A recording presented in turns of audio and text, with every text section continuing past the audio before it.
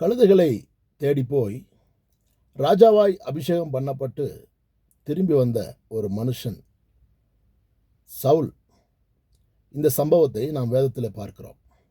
ஆம் பிரியமானவர்களே, தன் தகப்பனாகிய கீசனுடைய கழுதைகள் காணாமல் போன போது தன் தகப்பன் சொன்னதினால ஒரு வேலைக்காரனை தன்னோடு கூட கூட்டிக் கொண்டு போய் கழுதைகளை தேட போனான்.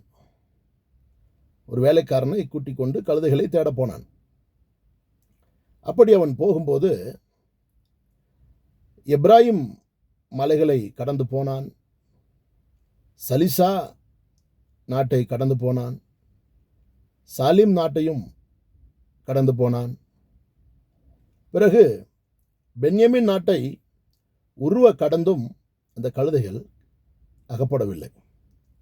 அதன் பிறகு சூப் என்ற நாட்டிற்கு அவன் வந்தபோது தன் வேலைக்காரனை பார்த்து சொல்லுகிறான், என் தகப்பன் கழுதைகள் மேலுள்ள கவலையை விட்டுவிட்டு நமக்காய் கவலைப்படாதபடிக்கு நாம் திரும்பி போவோம் வா என்று தன் வேலைக்காரனை பார்த்து அவன் சொல்லுகிறான்.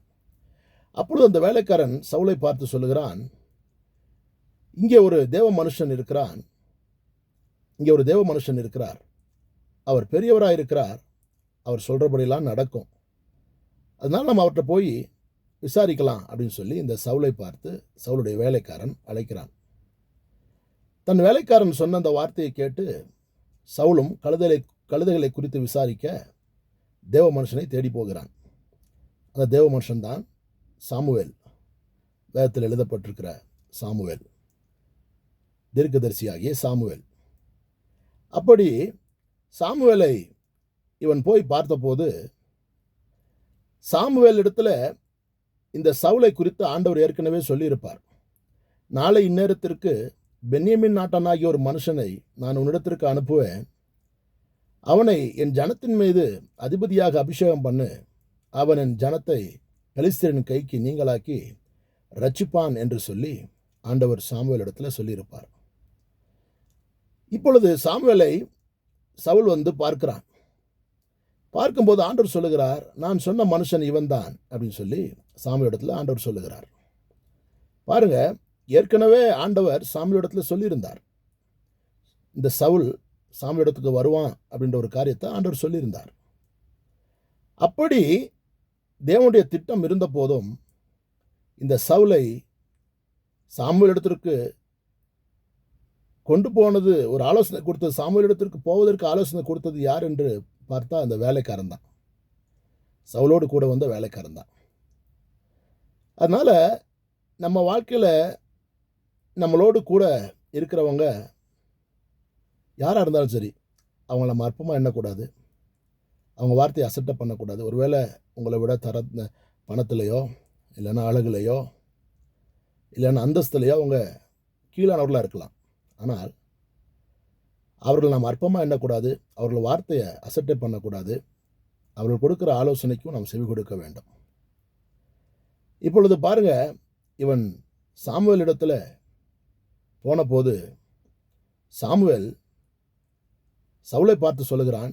1 சாமுவேல் புஸ்தகத்தில் 9வது அதிகாரத்தில் சொல்லப்பட்டிருக்குது, 20வது வசனத்தில் இப்படி சொல்லி இருக்கிறது. என்ன அப்படின்னு சொன்னால், காணாமல் போன கழுதைகளை குறித்து கவலைப்பட வேண்டாம், அவைகள் அகப்பட்டது அப்படின்னு சொல்லிட்டு சாமுவேல் சொல்லுவார், இதல்லாமல் சகல இஸ்ரவேலின் அபேட்சையும் யாரை நாடுகிறது, உன்னையும் உன் வீட்டார் அனைவரையும் அல்லவா அப்படின்னு சொல்லுவார். அதாவது சாமுவேல் ஒரு பெரிய வார்த்தையை சவுலிடத்தில் சொல்லுகிறார். ராஜாவாக சவுல் ஆக போகிறான், ஆண்டவர் தீர்மானித்து விட்டார். இந்த காரியத்தை குறித்து சாமுவேல் பேசும்போது சவுலுக்கு அதை ஏற்றுக்கொள்ள முடியவில்லை.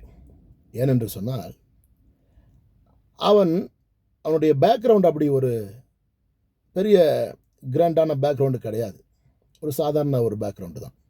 ஏன்னா 21வது வசனத்தில் அவனே சொல்லுவான், 9வது அதிகாரம் 21வது வசனம் நினைக்கிறேன், 1 சாமுவேல் புஸ்தகத்தில் 9வது அதிகாரம் 21வது வசனம் நினைக்கிறேன்.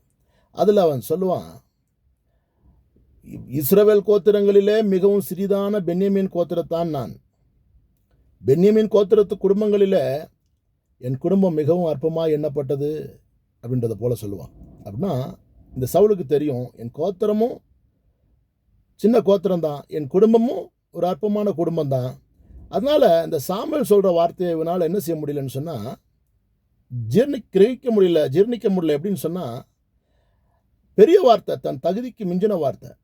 இப்படி ஒரு சம்பவம் என் வாழ்க்கை நடக்கிறதுக்கு வாய்ப்பு இருக்கா அப்படின்றதான் இவனுக்குள்ள, இப்படியெல்லாம் என் வாழ்க்கையில் நடந்துடக்கூடுமா அப்படின்ற ஒரு டவுட்டில் தான் அவன் பேசுகிறான். இப்படிப்பட்ட வார்த்தையை நீர் என்னிடத்துல சொல்வானேன் அப்படின்னு சாமுவேலை பார்த்து இந்த சவுல் சொல்லுவான். நாம் பிரியமானவர்களே, நம்முடைய ஆண்டவர் பேக்ரவுண்டை பார்க்க மாட்டார். யாராவது ஒருத்தரை சூஸ் பண்ணுவார். அவன் கருப்பு, சிகப்பு, படிப்பு இருக்குது, படிப்பு இல்லை, பணம் இருக்குது, பணம் இல்லை, அப்படிலாம் பார்க்க மாட்டார். யாரை இந்த ஊழியத்துக்கு அழைக்கணும்னு நினைக்கிறாரோ அவர் அழைப்பார். யாரை ராஜாவா ஆக்கணும்னு நினைக்கிறாரோ ஆக்குவார். வேதம் சொல்லுகிறது, சிறியவனை புழுதியிலிருந்து எடுத்து எளியவனை குப்பையிலிருந்து உயர்த்தி அவனை பிரபுக்களோடும் ராஜாக்களோடும் அமர பண்ணுகிறார் என்பதை போல் நான் பார்க்க முடியும். அப்போது பார்த்தீங்கன்னு சொன்னால், இந்த சவுலுக்கே தெரியும் தன்னுடைய பேக்ரவுண்ட் என்னன்னு சொல்லி. ஒரு சாதாரண பேக்ரவுண்ட் சொல்லி சவுலுக்கே தெரியும். ஆனால் இவன் தன்னுடைய வாழ்க்கையில் எதிர்பார்த்திராத ஒரு ராஜஸ்தானத்துக்கு இவனை கொண்டு வந்தது கர்த்தர் தான். அந்த ஒரு ஸ்தானத்தை தேவன் அவனுக்கு கொடுத்தார். பிறகு 1 சாமுவேல் புத்தகம் 10ஆம் அதிகாரம் 1வது வசனத்தில் 10ஆம் அதிகாரத்தில் நம்ம அப்படியே கீழே வாசிச்சோம் அப்படின்னு சொன்னால், 10ஆம் அதிகாரத்தில் சொல்லப்பட்டிருக்கிறது, சாமுவேல் அவனை அபிஷேகம் பண்ணினான் என்று சொல்லி. பாருங்க, தேடப்போன கழுதைகள் அகப்பட்டது. ஆனால் தேடி போன இடத்துல ஏற்கனவே கர்த்தரால் இவன் குறிக்கப்பட்டவன். அதாவது முன்கூட்டியே சாமுவேல் இடத்துல ஆண்டவர் சொல்லியிருந்தார் இவன் வருவான் என்று சொல்லி. இப்பொழுது இவன் அங்கே ராஜாவாய் அபிஷேகம் பண்ணப்பட்டு திரும்பி தன் தேசத்துக்கு வந்தான். ஆம் பிரியமானவர்களே, இன்றைக்கு உங்களை உயர்த்த தேவன் வல்லவராக இருக்கிறார். இதை பார்த்து கொண்டிருக்கிற உங்களை மேன்மைப்படுத்தவும், உயர்த்தவும், ஆசீர்வதிக்கவும், நீங்கள் நினச்சி பார்க்க முடியாத உயரத்தை உங்களுக்கு கொடுக்கவும் தேவன் வல்லவராக இருக்கிறார். அதனால் எந்த சூழ்நிலையிலும் சோர்ந்து போகாமல் தேவன் மேலே நம்பிக்கையாக இருங்க. ஆண்டவரை உறுதியாக பற்றி கொள்ளுங்க. ஆண்டவருக்கு பிரியமானதை செய்யுங்க. ஆண்டவருக்காக ஓடுங்க, உழைங்க, கொடுங்க. ஆண்டவருக்காக பிரயாசப்படுங்க. தேவன் உங்கள் பிரயாசங்களுக்கெல்லாம் பலனை கொடுப்பார்.